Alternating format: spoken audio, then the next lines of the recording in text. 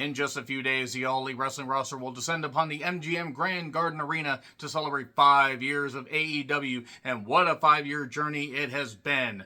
From humble beginnings at Double or Nothing 2019, getting the deal on TNT, then moving to TBS, and between that, they had to deal with the pandemic era. They kept wrestlers employed. It was certainly quite the goddamn journey, up and down, all around, come on defense work, and now we get to see if they're going to roll Snake Eyes or draw 21. But remember, Jake Roberts has 22. Anybody who gets that, I love you guys. But let's discuss what could possibly happen to celebrate 5 years of AEW. I'm John Rentham with my AEW Double or Nothing 2024 predictions. Let me know your predictions in the comments, please.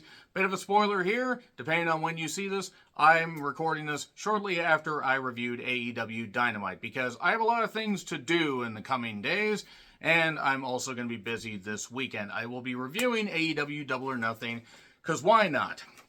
So, as of now, 10 matches, but the 10-man is back in NXT. So, yes, 10 matches.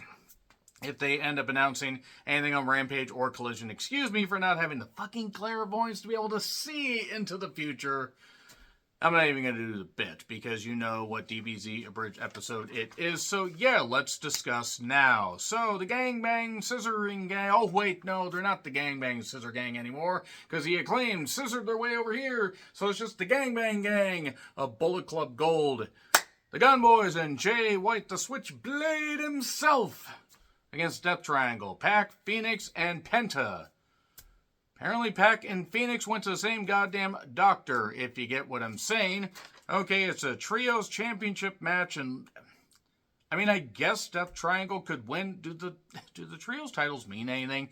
Maybe just have it be for one set of titles and separate them again, or maybe don't have them carry around 2 sets of titles and just make it a unified title and just say, okay, because we don't have enough proper trios to do this, but the Gangbang Gang, I guess, it'll probably end up being a wild brawl and they'll end up winning. And unless they want to just get Jay White away from the Guns and have him do something else, maybe Juice Robinson's about to come back and you could have Juice and Jay as a proper team, like when they face off against FTR and a couple of the best matches of last year. I think the Gangbang Gang's going to win. Does it really matter? Pac's probably going to go away for a while. I think it's the most he's appeared on AEW programming in quite a while.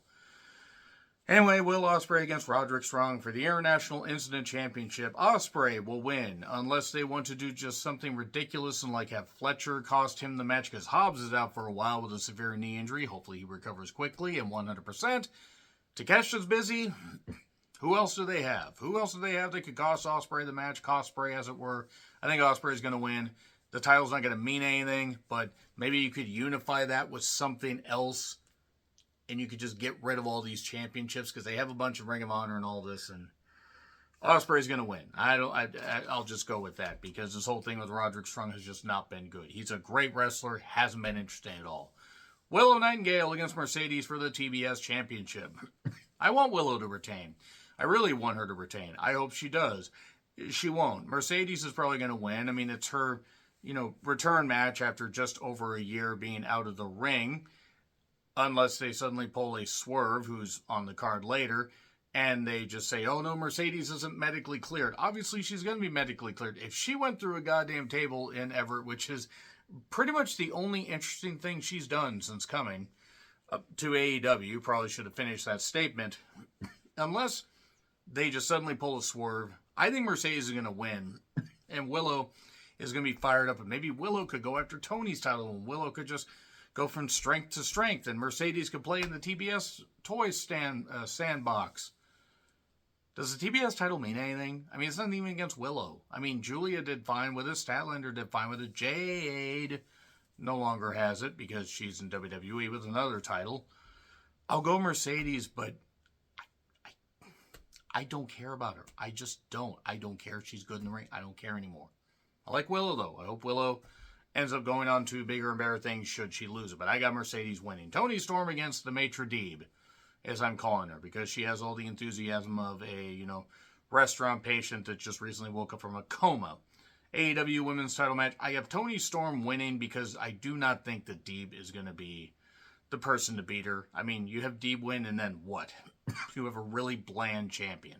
Somebody who can wrestle, but is a bland champion. Maybe Jamie Hayter returns and attacks Toni Storm, and we go to Forbidden Door and we have that happen. I mean, if Hayter's ready to return, because she's been out for about a year now, I think, or close to it. Yeah, Tony's going to retain. Wild guest, or wild card bitches, Jamie returns. So, Trent versus Cassidy. I guess Trent wins. Cassidy could win. I will never know peace as long as these two are allowed to continue to feud or exist on a wrestling program. And I know there are people that like Trent and like Orange Cassidy. Even some that are allowed out of their house without adult supervision. But we can all like different things. It's just I don't, and I don't care about this. So Trent wins, or Cassidy wins, or I don't know, Wheeler Yuta returns and wins the match somehow. Oh wait, he's not part of the Best Friends anymore. He's part of the Blackpool Wombat Club.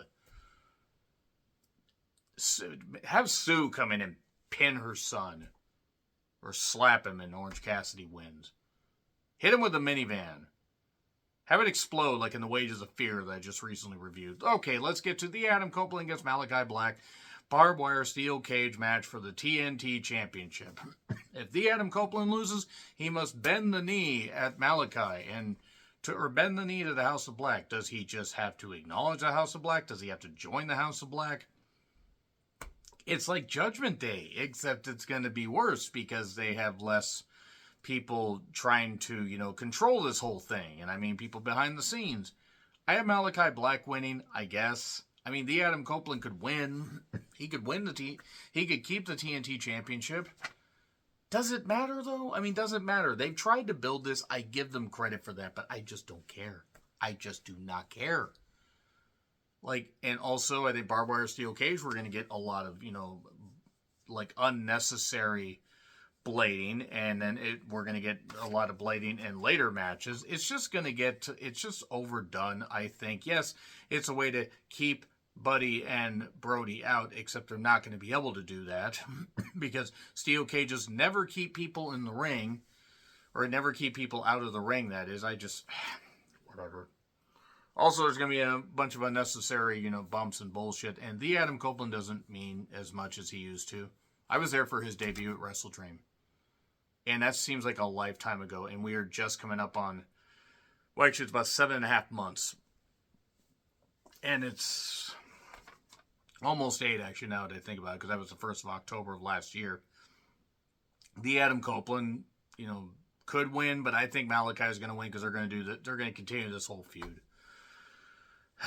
Jericho and Hook and Shibata, 3-way FTW title, FTW rules match. I will have more enthusiasm for the Hook thing. I will have no enthusiasm for Jericho. I don't want to hear from Jericho unless it's his death rattle. And I think Jericho's going to win because we are not allowed to have good things, and Jericho's not a good thing. Jericho could vanish from this program forever, and would he be missed? No. It may not improve the ratings. It definitely wouldn't hurt the ratings anymore. Jericho will win. Maybe he'll pin Shibata. Maybe Shibata and Hook will end up double submitting him like they did with Brian Keith. And then we get that happening. Maybe Jericho goes with Fozzy and just goes the hell away. Goes and tours with him. And we just don't see him for a number of months. And then maybe he can go get drunk in a goddamn hotel room and be kicked out. Hey, Derek. So anyway, Moxley against Takeshita, IWGP Eliminator World Title Match, something or other. I have Moxley winning, but the idea is Takeshita could get a title shot and have it even if Moxley is no longer champion, because they could imply he could lose it to Evil at Dominion. I'm considering reviewing Dominion, but that would also require me to put up with House of Torture and Bullet Club bullshit. That being said, I think Mox is going to win. Hey, if Takeshita wins, I'm all for it. I'm happy about it, but I don't think he's going to. And I would not be surprised if Takeshita, I don't know what kind of deal he has with AEW. If it's not a long-term deal, I could honestly see the other company scooping him up and utilizing him at least slightly better. Don't get me wrong. When he's actually able to go out there and do stuff, him and Ospreay was a tremendous match. There have been good moments with Takeshita. They have never been followed up on. I don't understand what they're doing. Speaking of not understand what they're doing, the elite of Okada, who means nothing, I do not want to see Okada anymore. and Jack Perry, who I definitely don't want to see, and the Elite. And the Elite are probably going to have more goons with him. It's going to be Team AEW on the other side. It's going to be Danielson, FTR, and Darby. With his flamethrower, who knows? And our Queef in the arena. I guess the Elite will win. One of FTR will probably take the pin. This reeks to me of the New Blood Millionaires Club thing, just with less people watching and less interesting people involved. And that's saying something, considering that the New Blood Millionaires Club storyline involved people like Shane fucking Douglas.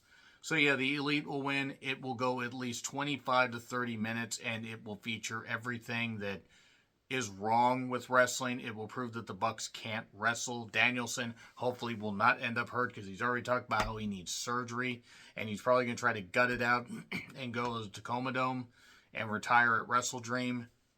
I just want him to have good health. Yeah, the Elite will win. Hey, maybe they don't. Maybe Jack Perry takes the fall. Anyway, Swerve and Christian Cage are going to have a AEW World Title match after that, and Swerve's going to win. Unless Nana turns and then joins Christian's side. And I don't know, MJF returns and attacks Swerve. Maybe MJF returns and attacks Roderick Strong. I don't think MJF's actually going to be back until at least, I would say, maybe July or August. I don't know if he's going to be back for the rest of the goddamn year, to be honest. That being said, what do you think is going to happen at Double or Nothing? Let me know in the comments. Like, share, subscribe, Twitter handle in the description. I'm John Rickland. I'll see you soon.